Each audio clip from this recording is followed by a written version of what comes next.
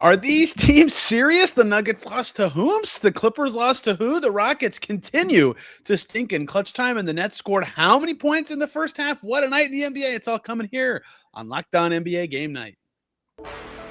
When that final buzzer rings, you know it's time for Locked On NBA Game Night.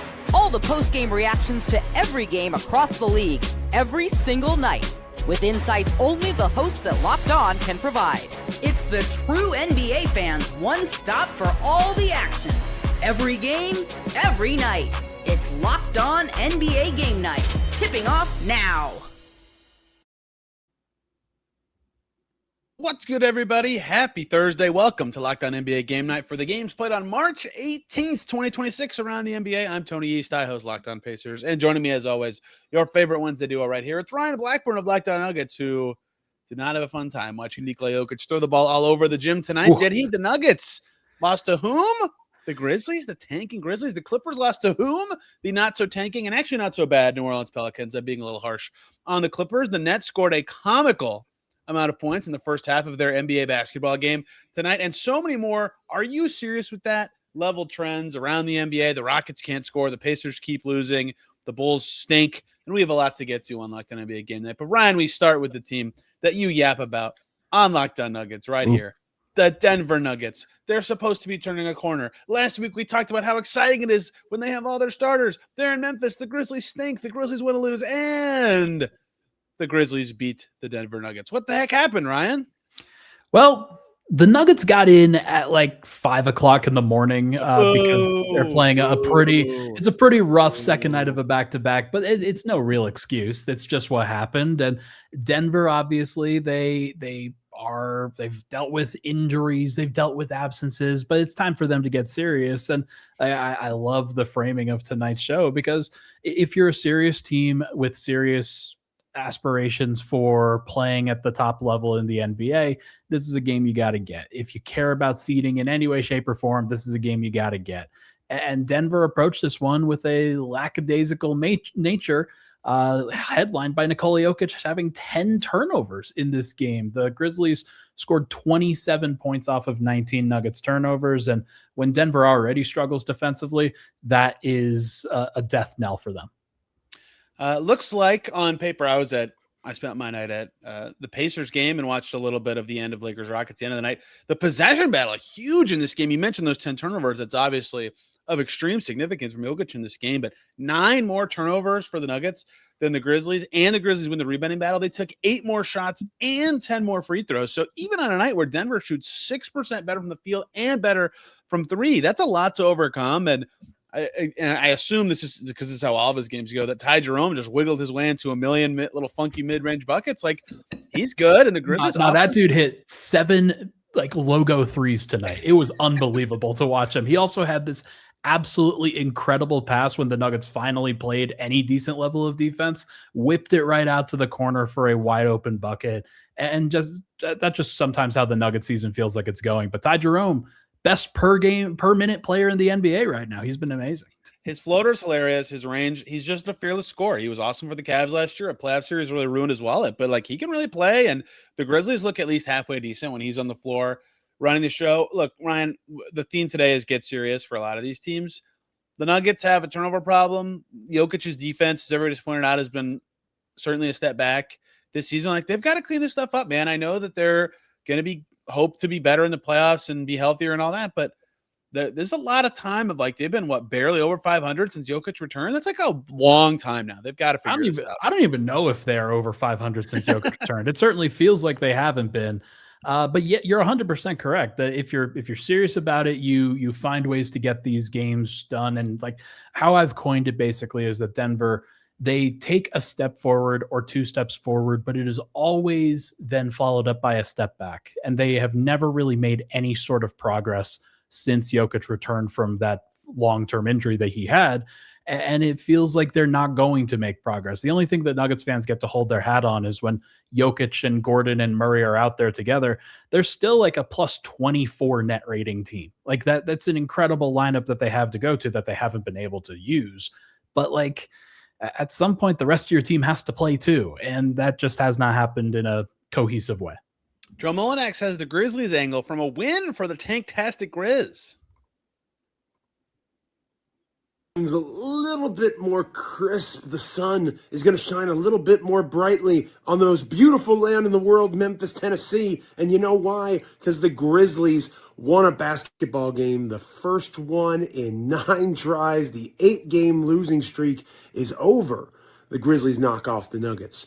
I'm Joe Mullinax of Locked On Grizzlies, and it might have something to do with the fact that Denver arrived in Memphis at like 4 a.m. after playing a game the night before. It might have something to do with the fact that Nikola Jokic almost had a quadruple-double when it comes to double-digit turnovers in addition to rebounds and assists and points. But let's all appreciate the growth and the willingness to compete of this Grizzlies team led by Ty Jerome in this contest. But it wasn't just him. It was all 5 starters scoring in double digits. It was Taylor Hendricks racking up 9 stocks. It was a team effort for a much-deserved win and a much-needed one, not just for the Grizzlies, but for the city of Memphis too. We call that a Sombor struggle, by the way, when Jokic gets the near quadruple double, a Sombor struggle with turnovers. I like that. I like that Memphis gets a win during all this time where people are just yapping about Nashville for some reason. Good for the Grizz. They maybe didn't want to win. You know who does want to win? The Pelicans. Their record is bad because their start to the season was just god-awful, but they have like a legitimately good record since DeJounte Murray returned. They have good players. They're winning games, and they win again. Are you serious? LA Clippers. This one's a little less, and by a little, I mean like significantly less embarrassing than what happened to the Denver Nuggets. But the Clippers lose to the Pels, the Clippers, and the fight for this 8 seed, man. Here come the Blazers. They got to figure out how to win games like this, even if it's in New Orleans. Kawhi played. That already should be enough. Darius Garland played. That alone, again, should be about enough. But, man, did the Pels look good. Saddiq Bey has been, like, the biggest return they got in the C.J. McCollum trade. Trey Murphy, when he's on, is really on. And their whole team looked really good on offense in this game. I get that this isn't as embarrassing as what we were talking about with Denver, but like if the Clippers are for real, and they have been for a long time, they were 6-21, they're legitimately good since. They need to be winning games like this. They lost to Sacramento and New Orleans within a week. Yeah, this one definitely feels like a little bit of a return from the highs that the Clippers have been on for a while.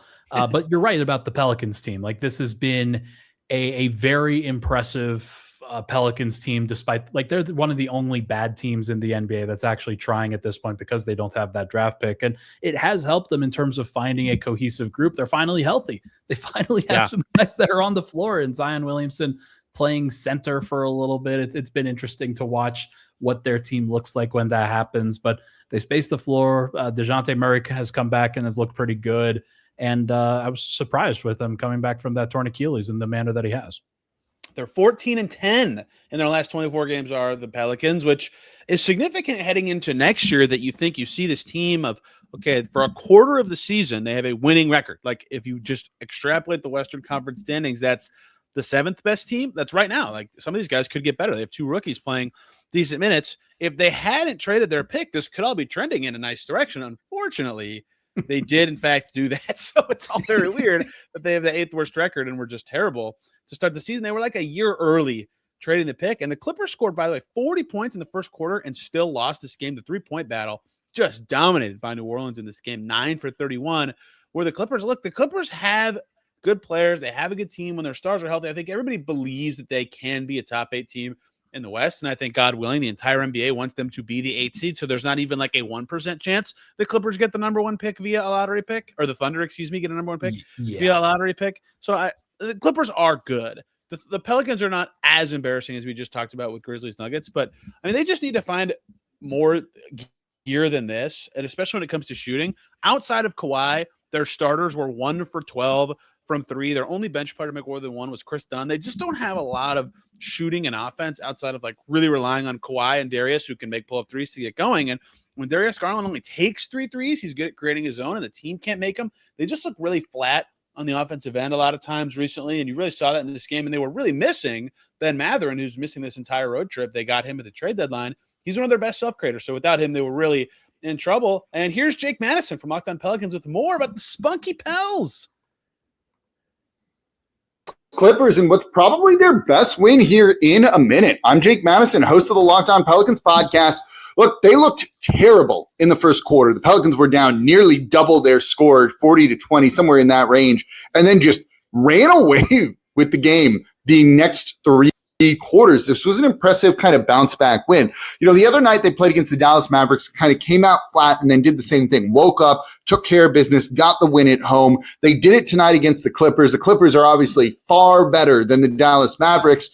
Look, this is a solid enough win for New Orleans, for a team that I'm trying to figure out if they're actually like okay, decent, not terrible. This is the type of win you look at it and you're like, yeah, they're not a terrible team like they were earlier on in the year. Maybe they found something, but is there a ceiling to that? I'm going to be talking about it over at the Locked On Pelicans podcast. There is a ceiling to it, but I'm happy for Drake that the team is competent. Yes, I think they are halfway decent. And yet, we have not even maybe touched on the most pathetic thing that happened in the NBA, Ryan. The Nets scored how many points in a real first half of a real NBA game? We have so much to get to on the Nets and the Rockets' fourth quarter offense. That's all coming up here on Locked On NBA Game Night.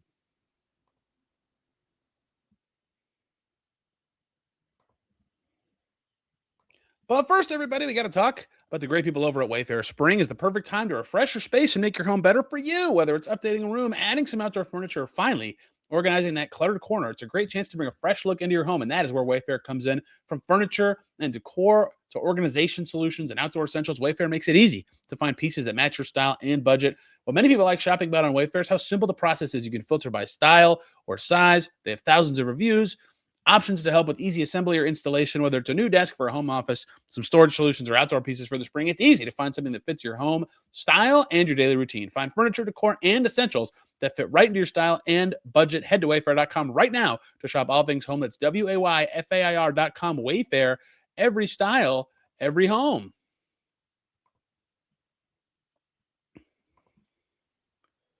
We're back here on Locked On NBA Game Night. Thanks for making us your first listen today and every single day. Hey, this is coming out before the start of the NCAA tournament, which is perfect timing. You have a very small amount of time to jump in on the Everydayer Club right now and compete in our bracket challenge before the NCAA tournament tips off. And the winner get $100 and Locked On merch. Check out the URL if you're watching on YouTube.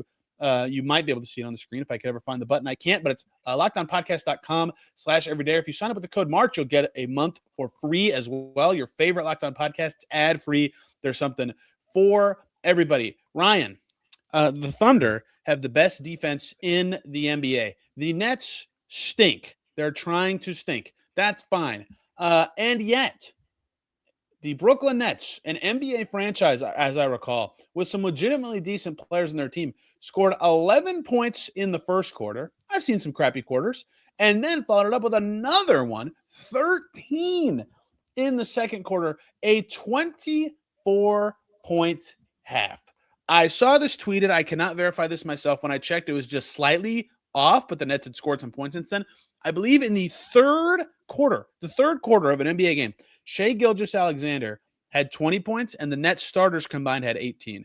Ryan, the Brooklyn Nets, are you serious? Be for real. I don't care how many you scored in the second half. That's embarrassing. I mean, you're not serious. There's a very, very clear indication here that they are not serious. Now the Thunder are. The Thunder are and have been the best team in the NBA by far throughout this year, in my opinion. And they started AJ Mitchell tonight in place of some injury, in place of Lou Dort. And lo and behold, like this team, they just ruled. they continue to find. I mean, look at Chet Holmgren, a steal and a block. Shai Gilgeous-Alexander, 3 steals. Aaron Wiggins, 2 steals. Kaysen Wallace, 3 steals, 2 blocks. AJ Mitchell, a steal. Like they are just hounding teams. And against a Nets team that's featuring Nolan Traore, Drake Powell, Danny Wolf, Noah Clowney, Nick Claxton. Like that is a big lineup, especially in the front line, but one where if you do not know how to deal with the guard defense that the Thunder put out there, it's gonna get ugly really, really quickly, or it certainly has potential to. And this Thunder team makes teams more uncomfortable than any I have seen in years. So they deserve a ton of credit, but the Nets, not serious. Yeah, you're not as bad as your lowest point ever as an NBA team. The Nets are not as bad as this first half showed, as they showed in the second half, by the way. They scored 68 points in the second half. All right, look at that real ball from the Nets. But, like, you're starting 3 first-round pick rookies together, and they were not, like, lottery pick first-rounders, like late first-rounders. And Nolan Traore, Drake Powell, and Danny Wolf. Like, you're going to expect some lumps anyway. 23 turnovers is just comical. You shoot under 40% and do that, you're going to look horrible. They got some nice things going, but in this stage of the season, they're clearly trying to, 1, develop their young guys. Great, put them on the floor. And 2, learn. Maybe you learn quickly that these guys don't fit together at this kind of volume at this stage. They need time. They just, like, I am of the belief that even rebuilding teams need some veterans who just, like, know what they're doing to help these guys, as long as they're not vets who are so good they're, like, changing your fortunes. And the vets for the Nets are, like, Josh Minott, Zion Williams. Why don't you simmer down over there? That's Michael Porter Jr. you're talking to, right? Yeah, but he's not playing in these games. I know. We got to laugh at this. The Nets, for an hour and a half on the injury report, listed Michael Porter Jr. as out for left hamstring awareness. Oh. What the? Are they aware that he has a left hamstring? Good for them. He does have a left hamstring. That's Nick true. Claxton, Ochai Badgie's kind of a vet. Terrence Mann's a vet. Like, they have some vets, but they just need a few more adults on that team. To me, they're just running these guys out. That's not the most serious thing. I get why they're doing it. I'm not saying they're dumb for it. And yeah, you're right. The Thunder just stole everything that their other 2A guys. They stole Jared McCain somehow. It doesn't make any sense. He had 26 points. The Nets, not serious. You know who else, Ryan, is approaching not serious to me? They're on the side of the screen if you're watching on YouTube. Another game for the Houston Rockets in which their fourth quarter offense just gets a big fart noise sound from me. They're leading going into the fourth in LA, or excuse me, at home this time against the Lakers.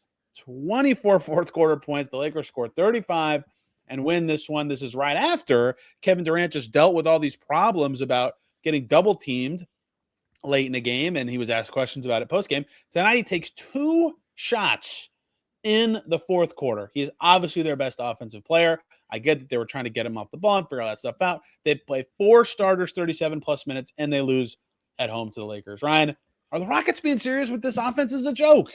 No, they're not serious. Look, I hesitate to say this as somebody who covers the Denver Nuggets right now, but they are the one kind of main playoff team in the Western Conference that everybody feels okay about playing, because their lack of guards that can capably handle and create and take pressure off of Kevin Durant has been a real issue. Even before, when Fred VanVleet was healthy going into the season, that was one thing that people were a little bit concerned about. What was the backcourt actually going to look like? And then Fred VanVleet tore his ACL. So they've been operating at a disadvantage for a long time. The hope was that Amen Thompson and Reed Shepherd would continue to develop throughout the year.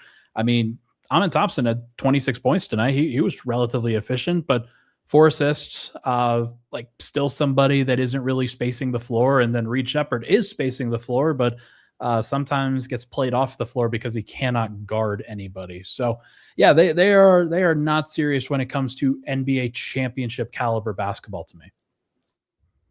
So to me, it's been very simple for the Rockets the whole season. I hate to make basketball this simple. It's not, but they are 21st in true shooting percentage, right? And they no one besides Kevin Durant is scary if you're a defense to be like, oh crap, I have to close out so hard on, name random Rockets player. And so the Lakers are like, great, we're just going to double team Kevin Durant and make him pass the ball. We don't care if we're rotating. Like, they don't have great shooters on that team. And so in this game, of course, as they do, here are their non-Kevin Durant 3-point shooting starters. 3 for AJ for Jabari Smith. That works. He's actually a little threatening. Tari Eason, 0 for 3. I don't think I've seen him make a 3 in a month. I'm not even kidding. Like, he doesn't shoot very well. Yeah. 1 for 2 for Şengün and 0 for 1 for Thompson. They're like, don't even shoot that much kind of guys. Reed Shepherd can shoot with the ball. That's great. No one else on the team is really scary at all. And so you get to these points where there's no spacing. So for the Rockets for a while, the solution was, we're going to get every offensive rebound. It doesn't matter how efficient we are per shot. We're going to take 15 more shots than you every night and win the game. And that works. They still have a good record, but no Steven Adams makes that a lot harder, and no point guard play. Eventually teams have kind of solved what it takes. And so when you get to a fourth quarter situation where teams are locked in on the glass, doing everything they can to bog you down in a close game, they just look pathetic to me sometimes. And so their identity is really fighting against them when they can't dominate the possession battle and their shooting is this poor. They need to figure out a way to, make Amen Thompson create open threes for teammates or something to that effect, because this is just sad to me. On the flip side, I do want to give the Lakers credit. Like, They 2 deserve it. games in They've a been very row, well you this face down the Houston Rockets, and you're down in the fourth quarter and still make it happen, like, Yeah. for your squad. And they won against the Nuggets in a big game for them over the weekend. And like, it's so clear that they have continued to find some rhythm and find some consistency with their big three. LeBron James tonight, like, in the ever evolving LeBron James, goes 13 of 14 from the field, 2 of 2 from 3, 30 points, 1 steal, 1 block. He dove on the floor in a big moment against Denver over the weekend. Like, he's just finding his inner kind of role player, while Luka Dončić continues to develop into the main star for this team and somebody who can continue to drive winning. Austin Reeves continues to do things for them. Marcus Smart's been so helpful for them overall. And DeAndre Ayton, 16 points on 10 shots with 3 blocks. That's not nothing. Yeah, our theme tonight is Are You Serious? And that is the Lakers are serious. They've won 7 in a row. They're very good. The Rockets are not, so we focused on them. But like any good podcast would be like, LeBron James, amazing. He's the headliner, like 13 for 13 with 30 points. And if you haven't seen it, everybody, the best dunk he's had this season, I think, where he reached behind the backboard on an alley-oop to throw one down. It was nasty. Andy Kamenitzky with more for Locked On Lakers. Host of the Locked On Lakers podcast. The Lakers get a 124-116 win over the Rockets in Houston. 2nd straight win over the Rockets. 7th straight win, period. The Lakers are streaking like Will Ferrell in old school, baby. They now own the tiebreaker over the Rockets, the Timberwolves, and the Nuggets in the 3-6 Western Conference seedings battle. 40 points, 9 rebounds, 10 assists from Luka Dončić, who made some killer back-breaking plays as a scorer and a facilitator down the stretch. 30 points for LeBron James on 13 of 14 shooting. DeAndre Ayton, 16 points on 8 of 10 from the field. The Lakers struggled in the third quarter, allowed Houston to retake the lead after going into halftime up 11. But as has been the case of late, the Lakers maintaining their composure and winning games. For more Lakers coverage, make sure you're watching Locked On Lakers on YouTube and listening wherever you get your podcasts. The Lakers are serious. I think they're quite good. I hate this question about are they better without LeBron. LeBron is very good. They'll figure out the fit and get to it. Okay, there are actually 5 more games we have to run through in this final segment of less serious questioning for some of these teams. We'll get to all that coming up to close out today's Locked On NBA Game Night.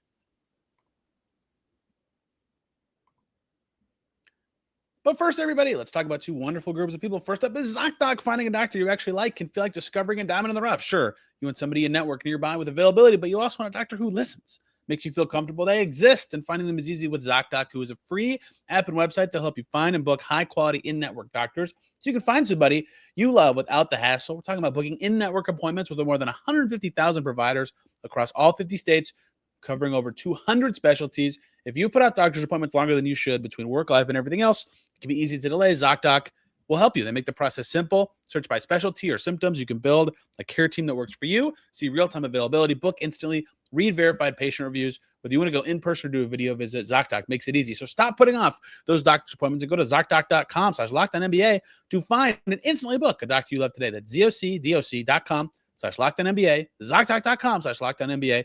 ZocDoc, thank you for sponsoring this message. And we also need to quickly talk about 5 Hour Energy and their flavor draft. Welcome. With 18 different flavors to choose from, including new options like confetti craze, fruity rainbow, or cotton candy, there's something for everyone. The board is set. The flavors are ready. I've got my number 1 pick for the 5 Hour Energy flavor draft. If you've listened to me talk about this on Locked On Pacers or right here, you know I'm picking cherry. Bold cherry candy style flavor, sweet with a light tart edge, classic red fruit profile, bright punchy taste, smooth and easy to recognize. It's clean. It's got a slight tangy finish. It's got some competitors: grape, berry, fruity rainbow, strawberry, banana. I would like all of them. And if you would like a 5 Hour Energy shot that gives you a boost with 0 sugar, you can find your new favorite flavor of 5 Hour Energy shots available online at 5hourenergy.com or check them out on Amazon.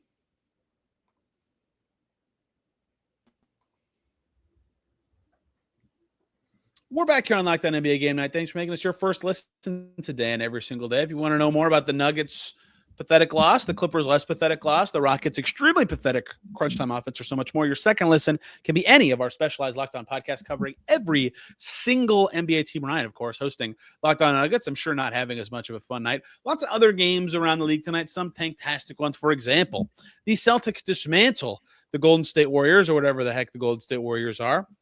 And this was one of the best Tatum plus Brown together games since Tatum's return. Those two combining for 56 points. I do not think either of these teams are unserious. The Warriors are too hurt. The Celtics are extremely serious. Any commentary on the Celtics? I think they might be the favorites in the East if they can get this Tatum and Brown combination going forward. Yeah, they might be serious. I mean, they're definitely serious. There's no question about that. I was worried about their big man situation, but I think in the NBA today we are seeing going small more frequently is just fine. Like there's like a team like the Nuggets isn't going to put enough pressure on some of these teams anymore from an offensive standpoint. And there's too few teams, I think, in the NBA that actually put pressure on you from size perspective. So can Neemias Queta be the guy for them? Sure, why not? Like let's go Neemias. Let's make it happen, Chamberlain, man. as he is referred to in my household. Wilt Queta also acceptable. John Karalis with more for Locked On Celtics. Celtics get the best combined night of the season from Jaylen Brown and Jason Tatum and cruise past the Golden State Warriors. I'm John Karalis from the Locked On Celtics podcast. It started out with Jason Tatum getting hot. Jaylen Brown took over from there and had 19 points in the first quarter. They had 56 combined by the end. Just a monster night, and it's tough to beat the Celtics when those two guys are playing like this, which is amazing because I didn't think I'd be saying that about those two guys at this point. But Jason Tatum continues to look better and better and better in his return from Achilles surgery. It really is mind-blowing, and I can't stop saying that because it remains true. The Warriors obviously decimated. It was nice to see Kristaps Porzingis. The Celtics defensively let Draymond Green shoot. He was 3 of 7 from 3, but you take away his playmaking ability, and that's what gives Golden State their best chance at winning. Good production from the bench from the Celtics, and shout out Jaylen Brown, 10th all-time in Celtics scoring. You go back to the trade, Paul Pierce and Kevin Garnett, the two guys they got in those 2 first-round picks, 2 of the first-round picks, are now your 9th and 10th all-time leading scorers, Jason Tatum and Jaylen Brown. Not a bad return. I'll be talking about it all on the Locked On Celtics podcast. Good for the Celtics. Warriors, they're going to be 10th in the West. Do they want to make the playoffs? They shouldn't. I was at Pacers-Blazers. The Pacers stink. They've lost 15 games in a row. Wow. They're serious. They're serious about their standing. That's for sure. And yet nearly a spirited comeback, down 22 in the fourth quarter. They cut it to 3 with the ball in the final 90 seconds, but blown layup. Drew Holiday hits a 3. Ho-hum, the professional Blazers are crushing an easy schedule right now. Maybe they can get to 8 if the Clippers keep losing games they shouldn't. And we go to Raptors Bulls. And I have questions about the Bulls being serious because they lose a lot of games. They scored 17 points in the first quarter. Losing by 30 to Toronto and giving up 140 points to that Toronto team is like shocking to me. No offense to the Raptors. They're like a good team with a good enough offense, but you should not be giving up 140 points to them. Ryan, are the Bulls serious? No, of course not. What are we doing here? What are we doing? I remember watching this Bulls team after they had traded for as many guys as they reshaped their entire roster at the trade deadline. I think it seemed like they had finally had enough in terms of like continuing to do the same thing over and over and over again. And so now they're doing it a little bit worse now, but it does feel like, hey, Matas Buzelis continues to trend in the right direction. He had a really good game, I believe, a couple days ago too. Not a lot of great stuff from them tonight, but it's hard to let Jakob Poeltl go plus 33 in a game. Brandon Ingram going plus 37 is not usually a great sign of success either for a squad.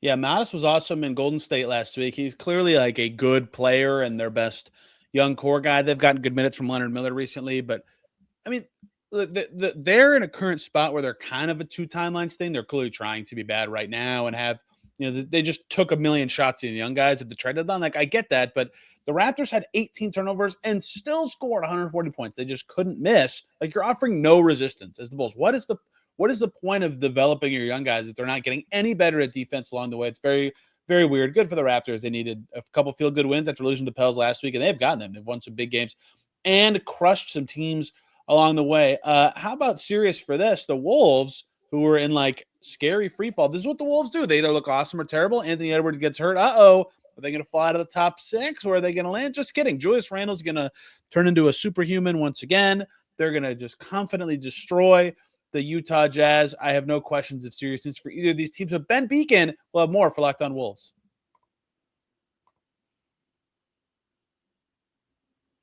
A 36-point win over the Utah Jazz. I'm Ben Beacon, host of the daily Locked On Wolves podcast. And once again, with no Anthony Edwards, it was no problem for the Timberwolves. They scored 43 points in the first quarter.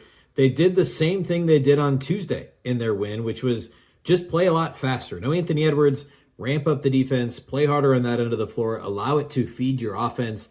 They again got 23 points, or again, I should say, got a big scoring night. This time 23 points from Dosunmu, who led the team in scoring. Julius Randle was good once again with 21 and 8, the 8 being assists for Julius Randle.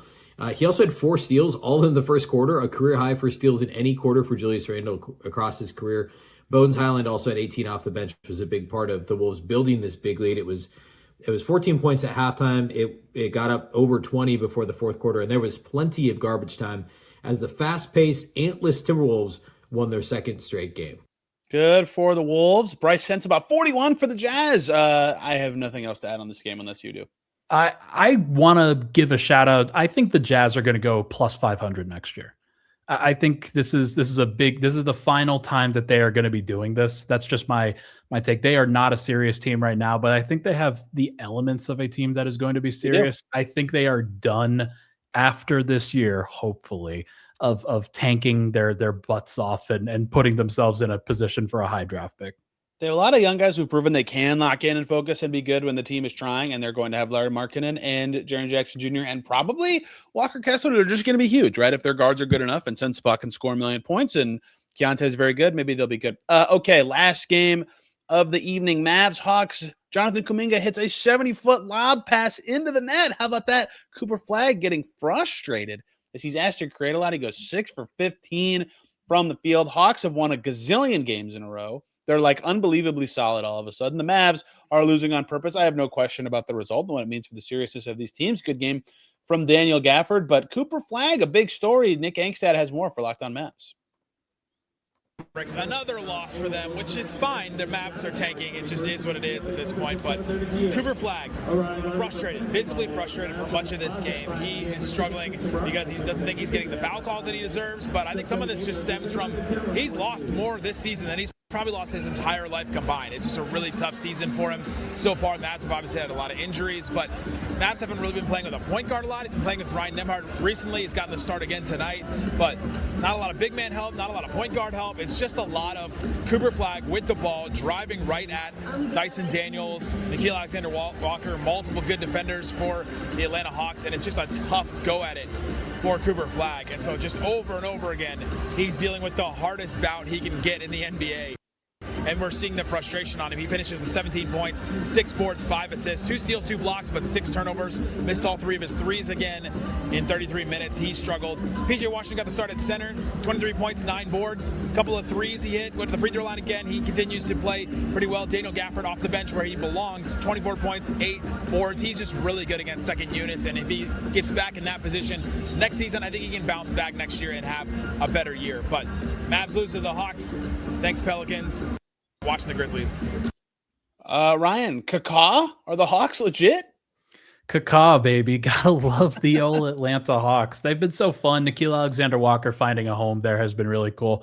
Dyson Daniels, he's never going to take another 3 again, but he's going to do about everything else. And it's been always been fun to watch him. But Jalen Johnson, I think, has to be the story for that team. He just continues to find way to tie the room together in a way that he really he was doing it while Trae Young was there, but now he has full reign to do that. And that's what they want him to do and step up and continue to develop. It's been really cool to watch him. The Hawks at one point were 27-31. And there were a lot of discussions like, hey, are they going to hold off the Bucks? Are they going to make the plan at all? And now they're a game and a half out of 5th, the 5th place spot in the East. I have no idea where those teams are going to finish, but they deserve this. They've had a kind of easy schedule, but it's going 11 in a row is very hard against anybody, and the Hawks have done it. And that is every game from March 18th in the NBA. Ryan, this was a great time. Next week, same time for both of us. You can check out Locked On NBA every single day. for the big non-game stories around the league. Game night every night, talking about every single game, every single night. Thank you all so much for listening. We'll see you very soon. Game night.